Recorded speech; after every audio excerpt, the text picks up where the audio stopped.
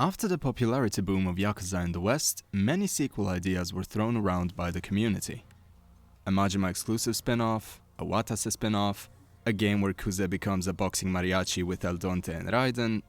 Okay, maybe the last one was just me. Chief among these dream games was the idea of a so-called Yakuza 02.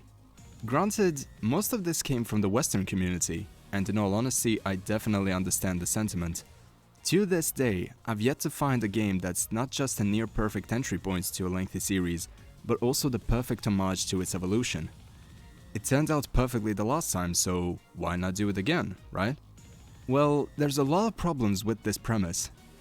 I'm not here to burst anyone's bubble, as even I would like to see another prequel if it was handled well, but let's take a look at the proverbial minefield the developers would have to navigate to even make another amazing prequel.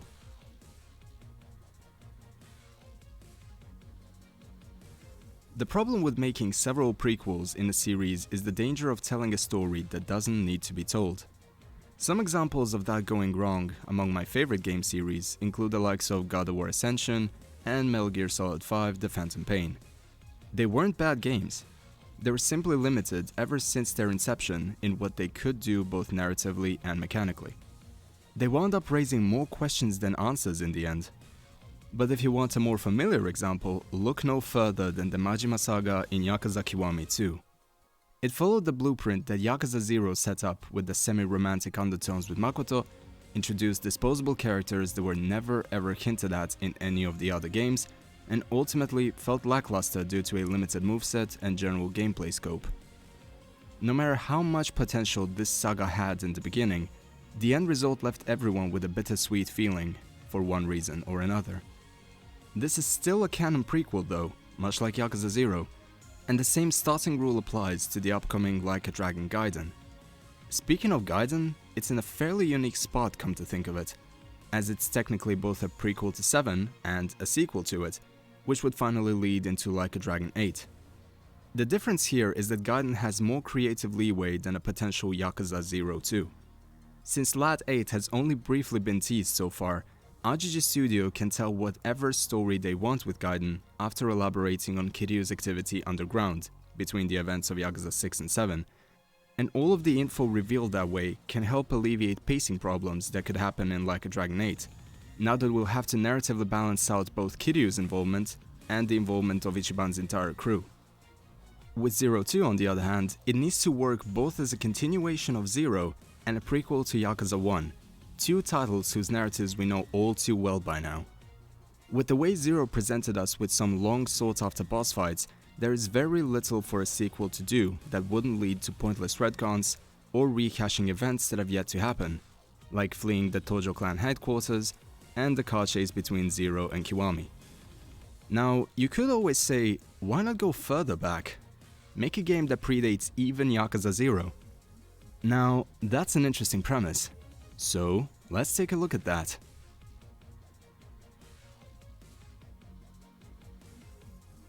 The world of Yakuza is full of interesting characters. It's why many people have also stated they'd love to see how the start of the Tojo clan came to be, or even how Kazama and Kashiwagi were back in their heyday. Honestly, that would be cool to see, and would leave RGG Studio with slightly more creative liberties to take. But there's two other issues to consider there.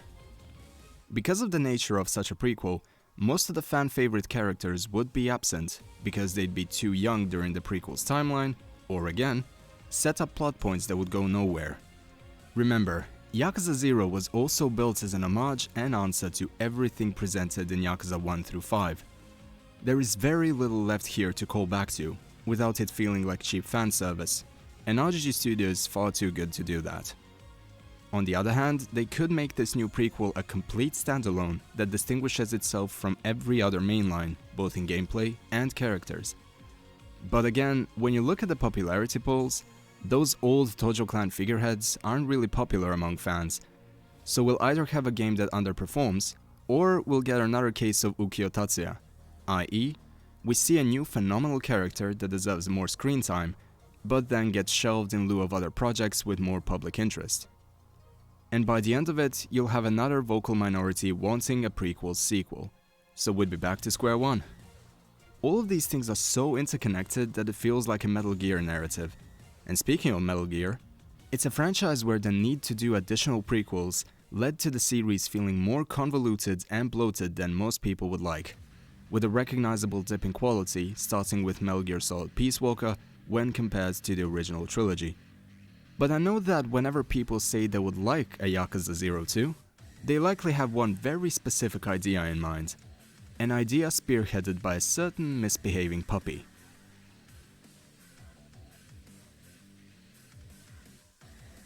You knew this was coming. The one and only Majima-chan. Someone who was already a fan-favorite character long before Yakuza 0 came out, and was then catapulted into the stratosphere of fanfare, even leading to the dismay of some series fans. Personally, I adore Majima. His development in Yakuza 0 was one of the biggest reasons why I rank this game as one of my undisputed all-time favorites.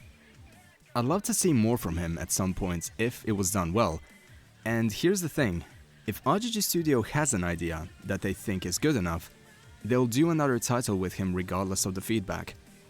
It's how we got Moro Kiryu in the mainline series after his supposed final chapter in Yakuza 6. Since the appreciation for Majima as a character has hardly diminished in his absence, I'm sure that the team is keeping this possibility in mind. It's just that they have different priorities right now. If Yakuza 7 wound up being a critical or commercial failure, I'm sure they would have made another prequel or return to form. But right now, it's just unnecessary, because they'd basically be creating more competition for themselves.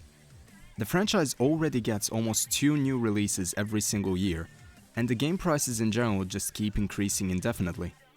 Setting up a project like that at this point in time would just pose as an unnecessary business risk, considering their general budget and development time.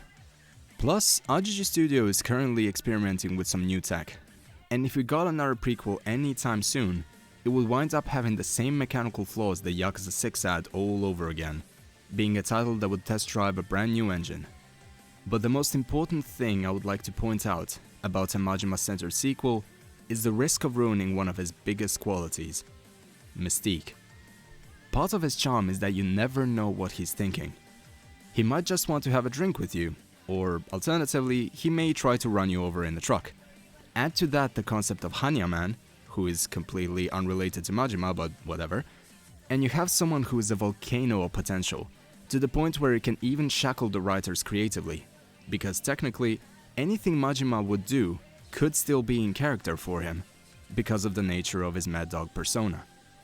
The one thing we could do is set the story at a point where Majima just joined up with the Yakuza, and showcase how he met Saejima or something to that effect.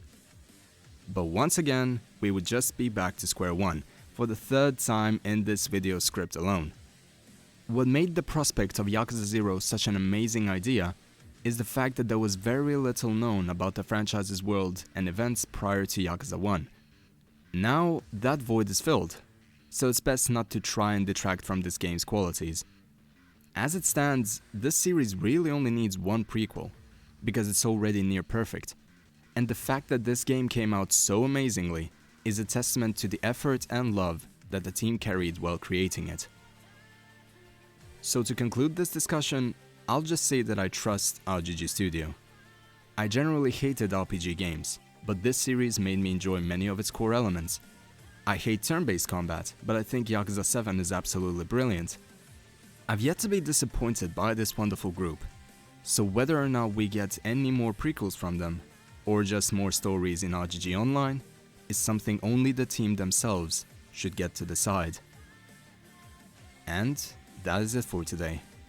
Thank you for joining me once again as we ponder the beauty of this franchise.